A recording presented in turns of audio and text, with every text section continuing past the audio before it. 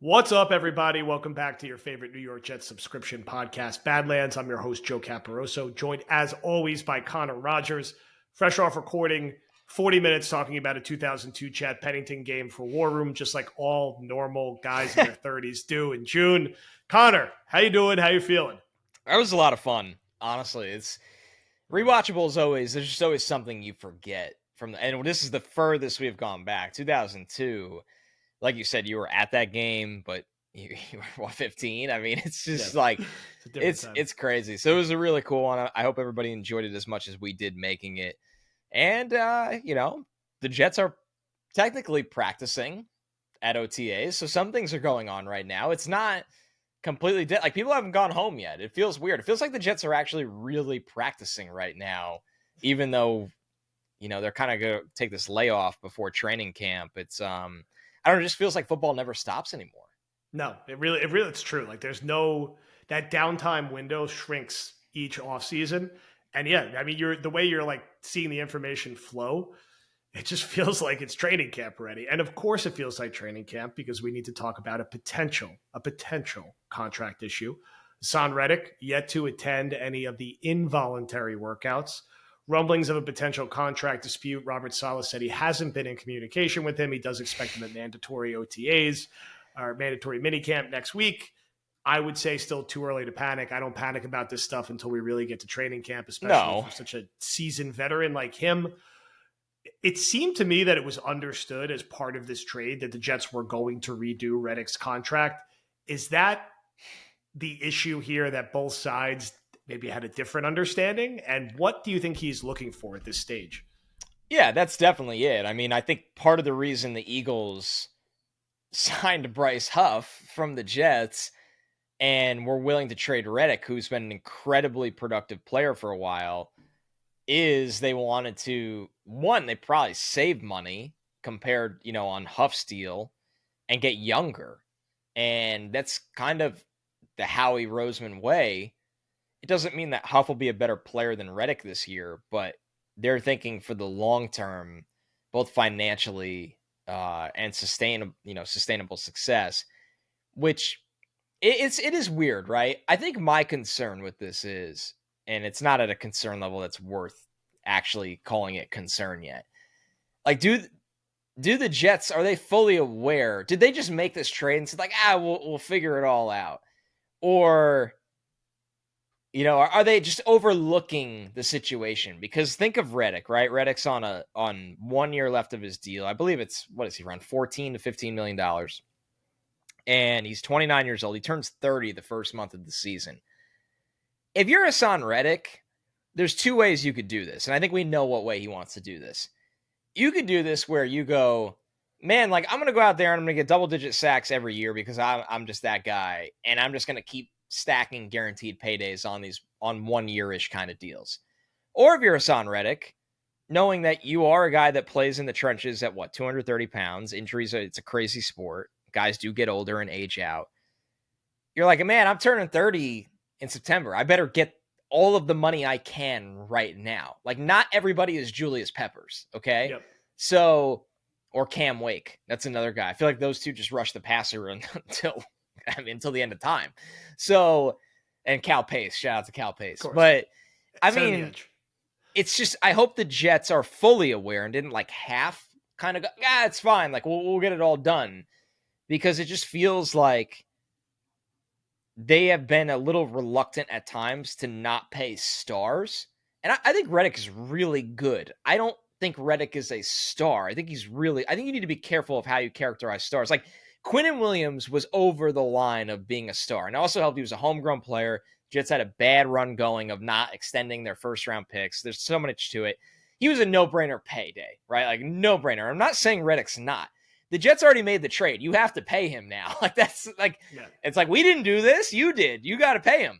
So they could take all the jokes they want that they traded for an older guy, let a younger guy walk, and still ended up paying the other guy anyway. But this is the road they took. And no one's saying the Jets are going to come out wrong in this or the Jets are going to come out right in this. I mean, I'm sure people are, but no one knows theoretically.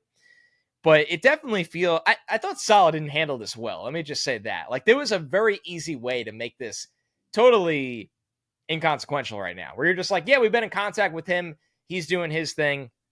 Like, we're excited for him to be back here. Because you're assuming both sides are working on the money, that you want this all to be done. We'll see with the mandatory, like if he shows up to mandatory offseason, activities. But training camp's a whole different beast. Like, Haason Reddick needs to be ready to go for training camp, and the Jets need to pay him. Now, you asked me what he was looking for. I mean, you would think Reddick wants at least guaranteed money through the following year, where he doesn't want this to be a one-stop shop. And he's like, okay, I'll probably get cut after this year if things don't go my way. The Jets probably owe him upper echelon guaranteed pass rusher money for the 2025 season. And the Jets have a lot of cap gymnastics to do. Like, this is why I'm going really long here. So I apologize, Joe. I feel like you're just sitting in rice over there. You can tell I've had a lot to say since getting married, honeymoon, like everybody on Twitter. And I'm not talking about fans. Like, fans, I totally get being attached to players. I see it with media, reporters, all this.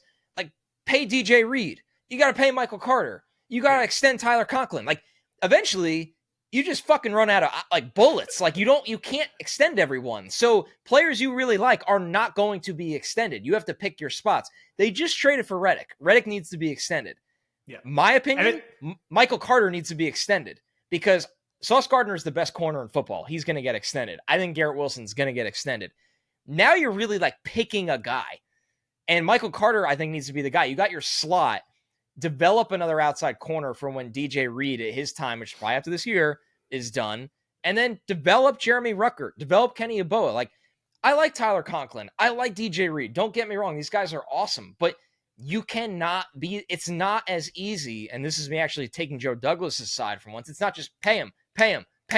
There's actual adult decisions that have to be made here that lead to salary cap issues or successes. And the Jets have been more on the side of issues lately and need to reverse that trend. Yeah, I mean, look, the last thing we need is another potential contract headache dragging close to the season. And like you said, you traded for Reddick, you have to. Oh, you can't. It's got to be ready to go. Yeah, he plays a premier position. I think with his style of play and his age, it's safe to think you can get 2 very productive seasons from him. Beyond that, I think you're starting to risk it a little bit. But in a 2-year vacuum, couldn't we see a world where Reddick is just as or more productive than Bryce Huff? Yeah, I think so. I think that's the expectation. Once you get to year 3, 4, 5, that's where I think you start to see the delta, and Huff is, going here and Reddick is starting to go down. But for the next 2 years, you need this guy here. You need him happy. He is your best pure edge rusher, still by a decent amount. Jermaine Johnson, we're excited about it. He does a lot of stuff really well. It's a better run defender, Jermaine. It's a different player. Yeah. But Reddick should be the guy who leads the team in sacks. And as you said, can't pay everybody. I'd like to see them be proactive with Michael Carter and not let that situation get away from them. We know they're going to pay Sauce. I think both of us are in agreement that it's probably Reed's last year here. I think with Conklin, they'll probably wait and see, how it goes with Rodgers this year. But for right now, if he misses minicamp, it's not a big deal. Whatever. But when we get to late July and August, you want this done. You don't want it being a thing that people talk about. You just want to move past it. And I am sure and I hope that they knew a prerequisite of trading for him was finding a way to get this done. And I'm sure he's expecting it, and they're going to have to find a way to make the numbers work. That's the first order of business right now, because their defense can't afford to be light at edge rusher and arguably a little light on the interior defensive line still post JFM. We're hoping the defensive line coach and staff is going to be able to cover that up, but you don't want to be messing around with no Reddick. He's a key cog. He's one of the 6 or 7 best players on this team, and we should be penciling him in for 12 or 13 sacks. And you can't pull that out of this defense and not miss a beat. Beyond that, OTAs, they're OTAs. Everyone's been healthy. That's the best news. No problem at all that Breece Hall they're being cautious with. I want Breece Hall and the Christian Hackenberg carbonite until week 1. I don't need to see him until week 1. Let Allen, let Isaiah Davis, let Izzy get all the reps. That's perfect. Let them get the experience here. It's been a positive OTAs, right? Rodgers is unsurprisingly playing very well. He's throwing no-look passes, throwing a lot of touchdowns. He's doing what he should be doing. He's the first ballot Hall of Famer. He's a great quarterback. CJ Stroud, random Tuesday shade aside.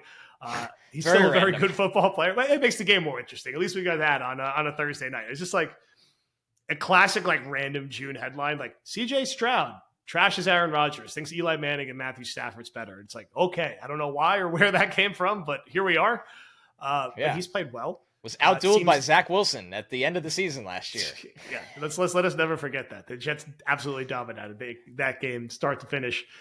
It's been like it's been a good spring for Xavier Gipson, for Brownlee, for your boy Sam Paper Watts, for the young anyone not named Alan Lazard. Anyone named Alan Lazard, who maybe he's not dropping as many passes as it seems, but every time he has a drop, you're damn sure the entire beat is tweeting about it. Yeah. It's going to be a tough hole for him to dig out of here. It's a tough hole. And I think, look, like, are we at a phase where maybe Brownlee and Gibson are just better than him? Like, that's kind of what we saw down the stretch last year. I'm not saying that we like both those guys, but maybe they're just better than him as the fourth and fifth receivers right now. So that's something to monitor. And it's good to hear that Braylon Allen, who looks like a Mandalorian out there with the way his helmet is set up and his build, and Isaiah Davis are looking good. And that's it. I don't think you got to think anything more than that. Like, I'm not surprised. I'm happy and excited to see Aaron Rodgers throw like an awesome pass to Garrett Wilson with no pads on in June. And I got a lot of that content last year to get me excited. I expect that. It's awesome. Get me to training camp. Get me to week 1, get everybody healthy, and get this Reddick thing done. And that's kind of all I have to say about OTAs. I think we will go into camp appropriately keeping an eye on a certain handful of UDFAs we talked about. Watts, Leonard Taylor, McGregor. We'll be keeping an eye on the young receivers and the young running backs. And most of camp is just going to be being like, wow, Aaron Rodgers is awesome. And I think that's it. And before we dig into the Discord questions, any final words on all this early summer, late spring football at Florham Park? It's like, that's really what you got to do. You got to take a deep breath and realize a good exercise, and this is real sicko stuff. If you ever start to fall too deep, for better or for worse, into spring football things, is to just read previous spring football articles. It could be the year before, it could be 2 years before, it could be 10 years before. So little of it ultimately translates to tangible game day kind of things. So, and now, yeah, you want Braylon Allen and Isaiah Davis to be getting positive reps out there, because the Jets are going to need them at some point this year. You want Lazard to at least be there and, giving it his all and get some kind of buyback in. And yes, I think ultimately it comes down to camp, because why OTAs too? It's a little different. The Jets aren't like, if we were covering the Panthers or the Patriots, you'd look at those teams and you would really just be keeping an eye on 3,000 players that are under 23 years old, and there's like 40 open roster spots. And for the Jets, the reality is, for the Jets right now, they're a really good team on paper, and we know what kind of players these guys are, right? That's why Haason Reddick needs to be back and for camp and ready to roll. Like, the guys that are playing key roles for the Jets, we already know what they can do.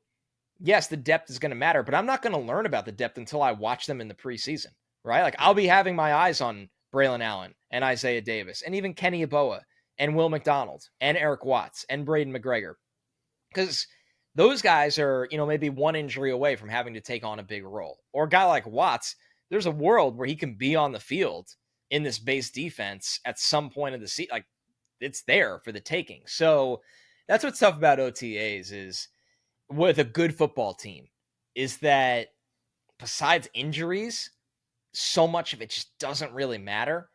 And it's a good place to be in for the Jets, that they are a good football team. They have a lot of key veterans. They have a lot of established young players, which is very weird. The Jets have players, 25 and under, Sauce Gardner, Garrett Wilson, Breece Hall, that are so established in this league. They just haven't been on a team with a good enough quarterback to compete. And that's going to change this year. And even if Rodgers gets hurt again, you expect the Jets to be able to compete with Tyrod Taylor. So that's kind of the tough thing for it, for me with spring. But the one thing that stood out to me, it does feel like they are, it feels like they're really like going to work. Like, I don't know, maybe it's just me, but I feel like in previous years, everybody's just kind of out there in shorts and stretching and like throwing the ball around. It does feel like the Jets this year kind of know, the staff knows, like, hey, this is it right here. Like, this is we got to find it this year. And, maybe if they're lucky, they'll have another year of Rodgers next year and get that second chance, that mulligan But I think there's just a different feel of like, we got to win double-digit football games this year, and that starts now. That doesn't start in July. It's a must-win season, and everyone should be feeling it. I mean, we know that. We know what the expectations are. We've talked about it at length, and it's double-digit wins. And maybe that adds a little more energy and stakes to some of these practices. But again, just get everybody healthy. The joint practices are going to be, and I'll be quite nervous, but they're going to be mayhem. Like, this is going to be a team. We got the Carl Lawson PTSD from that. Yeah, I do. I will say this, and I'm a preseason junkie, which is like really sad, but I love the preseason because it's all the guys I watch in the draft for the years that get to, carve out opportunity. I do want to see the Jets have a killer mentality this year. Like, I don't think they've had enough of that under Saleh. I feel like, and I get it, the air gets sucked out of the room when it's Zach Wilson time. Like, don't get me, I'm not blaming anybody here, but all that shit is gone now. Like, they need to have that Rex killer instinct, that Parcells killer instinct. And I'm not saying Saleh will be as good as coach as either of those guys at his peak, but they really got to come out with like a different energy. I mean, just no friends, like no friends, man. Like, this is the Jets have it feels like the Jets have their lunch money taken from them every year in different ways. And it's like, this is a year where you like go out and embarrass some people, actually be a team that nobody wants to see across from them. Get back to that. There was a time, look at the rewatchables. There was a time where people didn't want to see the Jets in the trenches. It just feels like a long time ago. They finally built the personnel on both sides of the ball, I believe, to do that. But it's got to be an entire organizational philosophy and how they're coached and a style of play. And there should be weeks where they just physically dominate teams. And there should be no excuse, especially with, some of their offensive linemen and Breece Hall. And, let's hope that mentality carries through.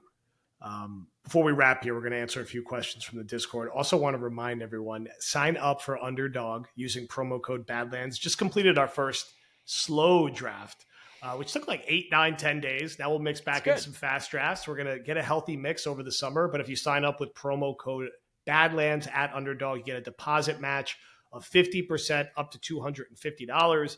Best ball drafts, get ready for Best Ball Mania. Get ready for the pick'ems as the season gets closer.